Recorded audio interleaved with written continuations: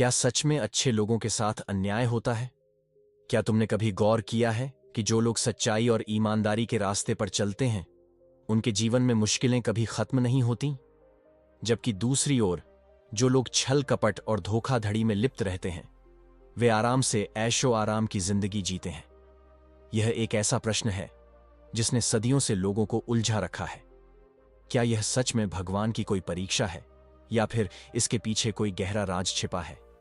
आज हम इस रहस्य को एक प्राचीन बौद्ध कथा के माध्यम से समझने का प्रयास करेंगे। प्रिय दर्शकों, आज की कहानी सिर्फ एक कहानी नहीं है। यह एक ऐसा ज्ञान है जो आपकी सोच को बदल सकता है। इसीलिए इसे अंत तक ध्यान से सुनें, क्योंकि इसमें छुपे सबक आपके भविष्य को नया मोड़ दे सकते हैं। तो बिना समय गंवाए आइए इस रहस्यमयी कथा की शुरुआत करें। एक छोटे से नगर में कबीर नाम का एक युवक रहता था। वह बेहद सरल स्वभाव का था और सच्चाई में विश्वास रखता था। लेकिन उसके मन में एक सवाल बार बार उठता, आखिर अच्छे लोगों के साथ ही बुरा क्यों होता है?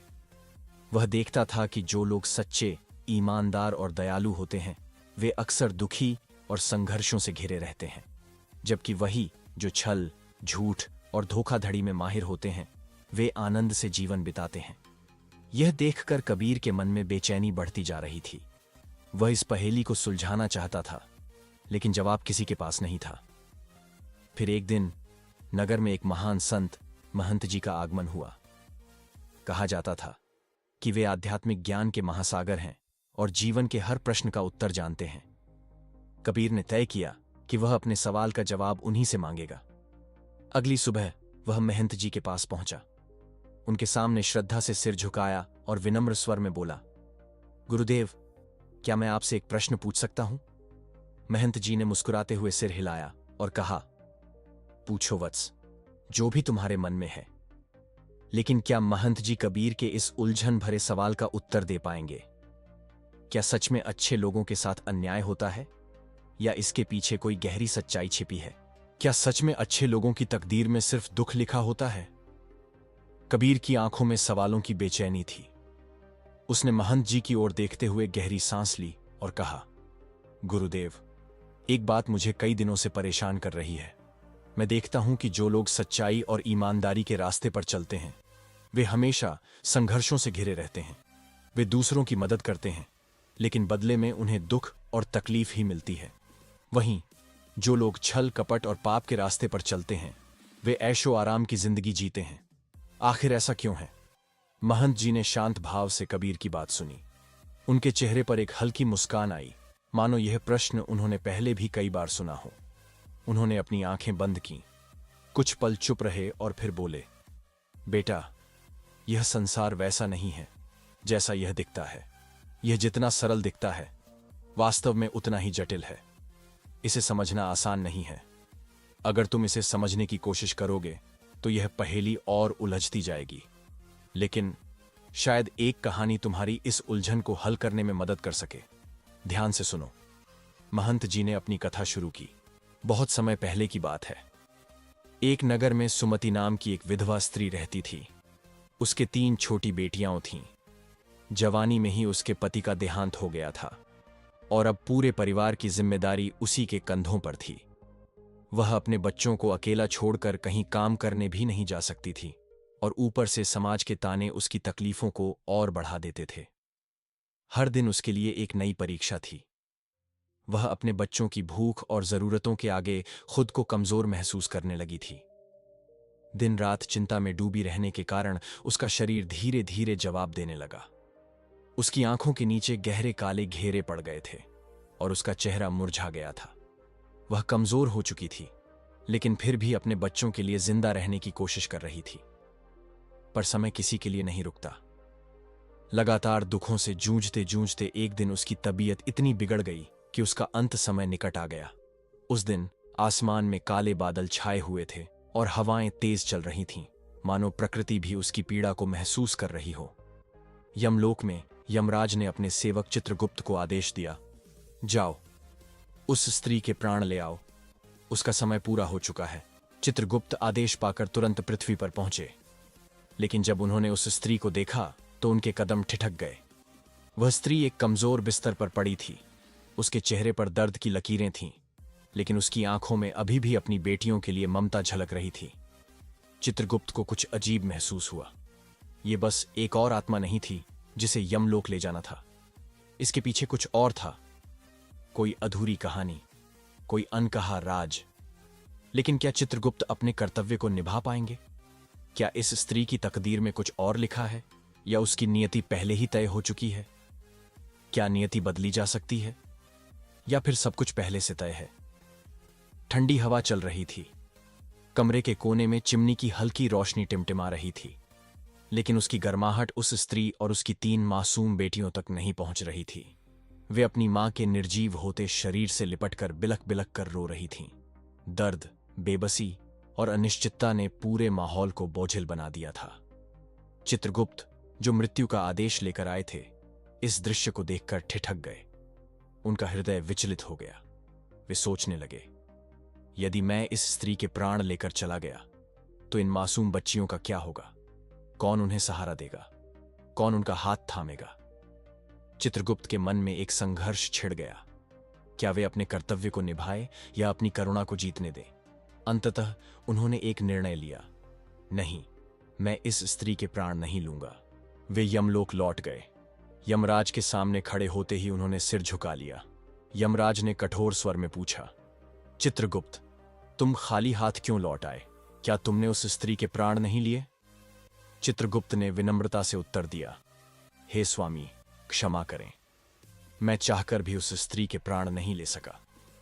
जब मैं वहां पहुंचा तो मैंने देखा कि उसकी 3 मासूम बेटियां उसके निर्जीव शरीर से लिपटी हुई रो रही थीं। यदि मैं उसे मृत्यु के साथ ले आता तो ये बच्चियां अनाथ हो जातीं। पृथ्वी के लोग स्वार्थी और निर्दयी हैं, कोई भी इनका सहारा नहीं बनता। उन्होंने आगे कहा, हे यमराज, मैं आपसे विनती करता हूं, उस स्त्री को कुछ समय का जीवन दान दे ताकि वह अपनी बच्चियों को आत्मनिर्भर बना सके। उसके बाद आप उसे अपने साथ ले जा सकते हैं। यमराज कुछ क्षणों तक मौन रहे। उनके चेहरे पर कठोरता बनी रही, लेकिन उनकी आंखों में एक रहस्यमयी चमक उभर आई। फिर उन्होंने गंभीर स्वर में कहा, चित्रगुप्त, तुम भूल रहे हो कि इस संसार के सभी प्राणियों की मृत्यु का समय पहले से तय होता है। ना कोई इसे टाल सकता है, ना कोई इसे बदल सकता है। तुमने हमारे नियमों का उल्लंघन किया है। यह एक गंभीर अपराध है। इसके लिए तुम्हें दंड भुगतना होगा। चित्रगुप्त के चेहरे पर चिंता की लकीरें खींच गईं। उन्होंने हाथ जोड़कर विनती की, हे प्रभु, मेरा अपराध क्षमा करें, किंतु मेरा उद्धार कब और कैसे होगा? यमराज ने गहरे स्वर में उत्तर दिया, तुम्हें अपने इस अपराध का प्रायश्चित करना होगा। इसके लिए तुम्हें पृथ्वी लोक पर एक मनुष्य के रूप में जन्म लेना होगा। वहां जाकर जब तुम 3 बार अपनी मूर्खता पर खुलकर हंसोगे, तभी तुम्हारा उद्धार होगा। यह कहते ही यमराज ने चित्रगुप्त को जोर से धक्का दिया और अगले ही क्षण वे एक भंवर में समाते चले गए। अचानक चित्रगुप्त ने खुद को पृथ्वी पर पाया, नग्न, ठंड से कांपते हुए। एक कड़ाके की सर्द रात थी।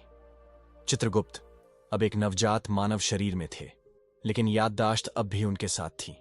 वे सोच रहे थे, तो यही मेरा दंड है, यही मेरा नया जीवन। उसी समय एक गरीब मोची वहां से गुजर रहा था। वह अपने बच्चों के लिए कपड़े खरीदने निकला था, लेकिन सड़क के किनारे ठंड से कांपते उस नग्न व्यक्ति को देखकर उसका दिल पसीज गया। उसने बिना एक पल गंवाए अपने बच्चों के लिए खरीदे गए कपड़ों को वापस रखा और चित्रगुप्त के लिए एक कंबल और वस्त्र ले आया। उसने उन्हें ओढ़ाते हुए कहा, भाई, ठंड में इस तरह पड़े रहोगे तो जान नहीं बचेगी। चित्रगुप्त ने उस मोची की आंखों में झांका। वहां कुछ था, शुद्ध प्रेम, निस्वार्थ करुणा। पर क्या यह उनकी पहली परीक्षा थी? क्या नियति ने पहले से ही कुछ तय कर रखा था? जब नियति मुस्कुराने लगे, तब समझो कुछ बड़ा होने वाला है। चित्रगुप्त ने ठंड से कांपते हुए मोची से कृतज्ञता भरे स्वर में कहा, भाई, आपने मेरे लिए इतना बड़ा उपकार किया, लेकिन मेरा ना कोई परिवार है, ना कोई घर, ना ही भोजन का कोई साधन। अब मैं कहां जाऊं? मोची ने एक पल को सोचा और फिर मुस्कुराते हुए कहा, अगर ऐसा है तो मेरे साथ चलो, मैं तुम्हें भोजन और काम दिलाने की व्यवस्था कर दूंगा। चित्रगुप्त ने राहत की सांस ली और मोची के साथ चल पड़ा। पर जैसे ही वे घर पहुंचे, वहां का माहौल अचानक गर्म हो गया। मोची की पत्नी दरवाजे पर खड़ी थी। उसकी आंखों में गुस्से की लपटें थीं। उसने देखा कि उसका पति बच्चों के लिए नए वस्त्र लाने गया था, लेकिन लौटते समय कपड़ों के बजाय एक अजनबी आदमी को अपने साथ ले आया था। गुस्से से तमतमाई पत्नी चिल्लाई, तुम बच्चों के लिए कपड़े लेने गए थे और लाए क्या? एक अजनबी? तुम्हें हमारे परिवार की जरा भी चिंता है? खुद जैसे तैसे गुजारा कर रहे हैं और अब एक और मुंह जोड़ लिया। घर में हंगामा मच गया। मोची और उसकी पत्नी के बीच कहासुनी होने लगी। पर तभी चित्रगुप्त जोर जोर से हंस पड़ा। उसकी हंसी पूरे कमरे में गूंज उठी। मोची और उसकी पत्नी हक्का बक्का रह गए। मोची ने हैरानी से पूछा, भाई, तुम हंस क्यों रहे हो? ऐसा क्या देख लिया तुमने? चित्रगुप्त ने मुस्कुराते हुए कहा, मेरी हंसी का रहस्य मैं अभी नहीं बता सकता, लेकिन समय आने पर सब कुछ स्पष्ट हो जाएगा। मोची कुछ समझ नहीं पाया, लेकिन उसने ज्यादा सवाल नहीं किए। समय बीता। चित्रगुप्त ने मोची का सारा काम सीख लिया। वह अब न केवल सुंदर जूते बनाने लगा, बल्कि उसमें ऐसी निपुणता आ गई कि उसके बनाए जूते पूरे राज्य में प्रसिद्ध हो गए। एक समय ऐसा आया जब बड़े बड़े राजा महाराजा भी उसके जूते पहनने लगे। मोची का भाग्य चमक उठा। उसकी झोपड़ी अब एक समृद्ध घर में बदल गई। धन की कोई कमी नहीं रही, लेकिन किस्मत की इस करवट के पीछे एक नई परीक्षा छिपी थी। फिर एक दिन राजा के दरबार से एक सिपाही मोची की दुकान पर आया। उसके हाथ में चमचमाता हुआ बेहद कीमती चमड़ा था। उसने गंभीर स्वर में कहा, सुनो मोची, ये चमड़ा बहुत अनमोल है। महाराज चाहते हैं कि इससे बेहतरीन जूते बनाए जाएं। ध्यान रहे, कोई गलती मत करना। अगर कुछ भी गलत हुआ तो अंजाम गंभीर होगा। सिपाही चमड़ा देकर चला गया।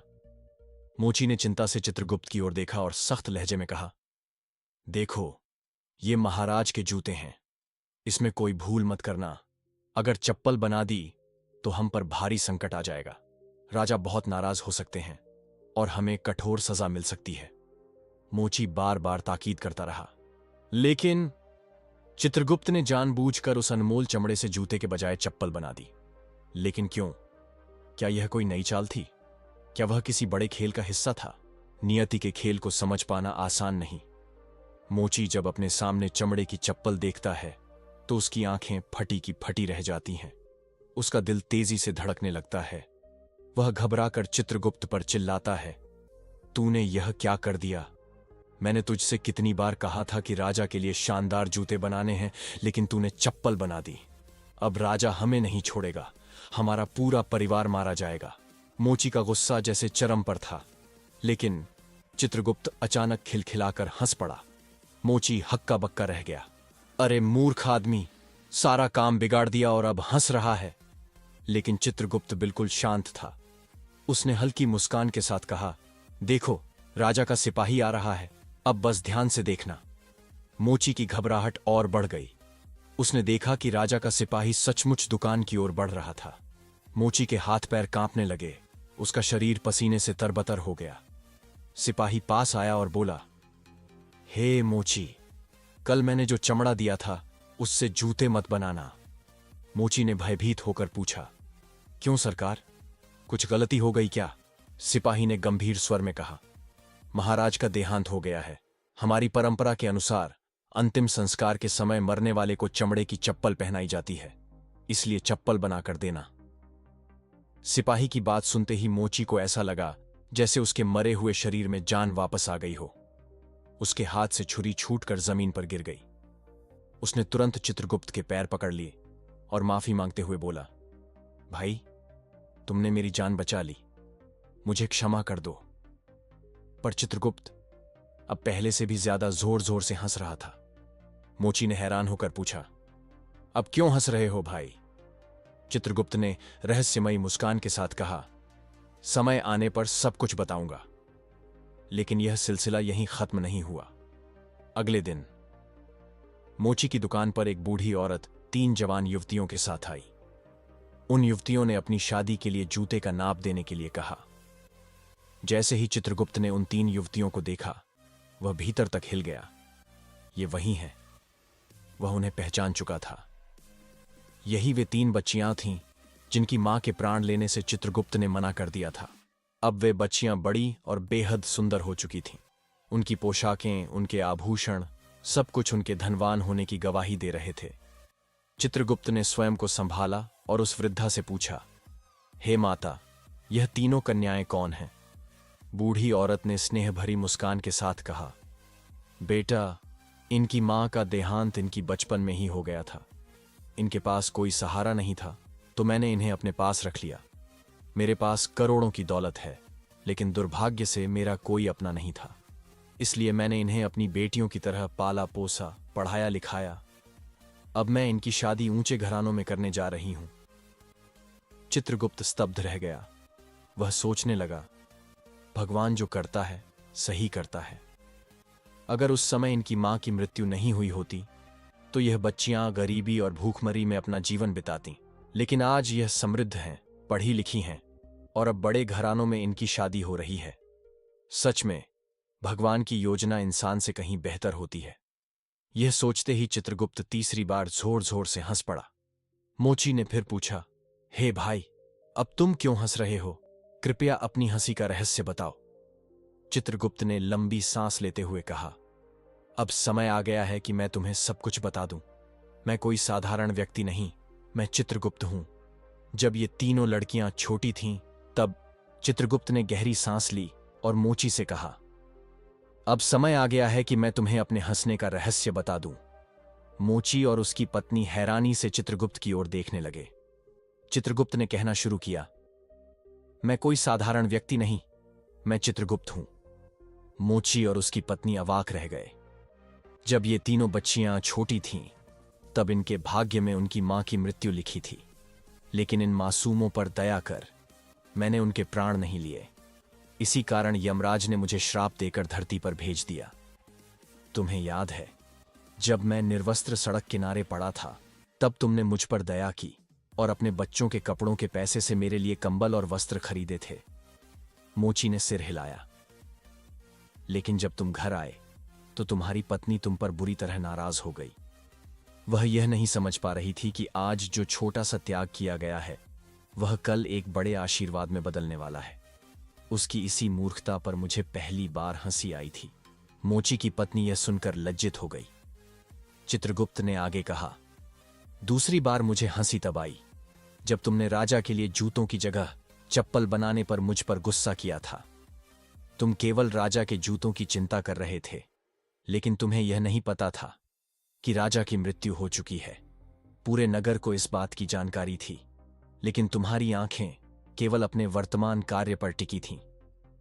तुमने वही देखा जो तुम्हारे सामने था, पर तुमने यह नहीं देखा कि भविष्य में क्या होने वाला था। बस इसी कारण मुझे फिर से हंसी आ गई। मोची और उसकी पत्नी सिर झुकाकर खड़े थे, लेकिन चित्रगुप्त अभी रुके नहीं। और तीसरी बार जब मैंने हंसा तो वह तब था जब मैं उन 3 युवतियों से मिला। वही मासूम बच्चियां जिनकी मां के प्राण मैंने नहीं लिए थे। मैंने सोचा था कि मैं उनके साथ भलाई कर रहा हूं, लेकिन परमात्मा की योजना मुझसे कहीं बेहतर थी। अगर उस समय उनकी मां जीवित रहती तो वे तीनों गरीबी और भूखमरी में जीवन बिताती। लेकिन अब वे एक अमीर महिला के संरक्षण में पली बढ़ी हैं और बड़े घरों में उनकी शादियां होने जा रही हैं। सच में जो होता है अच्छे के लिए ही होता है। और इसी परम सत्य को समझकर मैं अपनी मूर्खता पर तीसरी बार हंसा। परम सत्य का उद्घाटन। मनुष्य वही देखता है जो उसके सामने होता है, लेकिन भगवान संपूर्ण भविष्य को देखते हैं। कई बार हमें लगता है कि हमारे साथ बुरा हो रहा है, लेकिन उस बुरे के पीछे भी ईश्वर की कोई न कोई भलाई की योजना होती है। परमात्मा हमेशा हमारे लिए सर्वश्रेष्ठ ही करते हैं, लेकिन हम अपनी सीमित दृष्टि के कारण उसे समझ नहीं पाते। हर कठिनाई हमें कुछ सिखाने के लिए आती है। मनुष्य को हर परिस्थिति को ईश्वर की इच्छा मानकर स्वीकार करना चाहिए, क्योंकि ईश्वर की योजना हमेशा श्रेष्ठ होती है।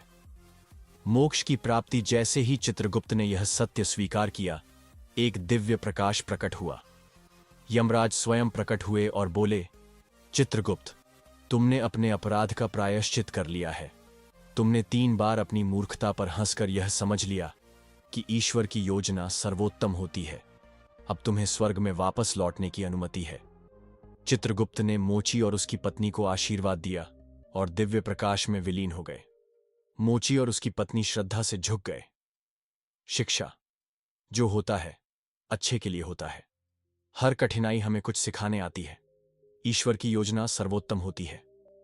परिस्थिति कैसी भी हो, हमें धैर्य और विश्वास बनाए रखना चाहिए। अगर आपको यह कहानी पसंद आई हो तो इसे जरूर शेयर करें। आपकी क्या सीख मिली कमेंट में बताइए।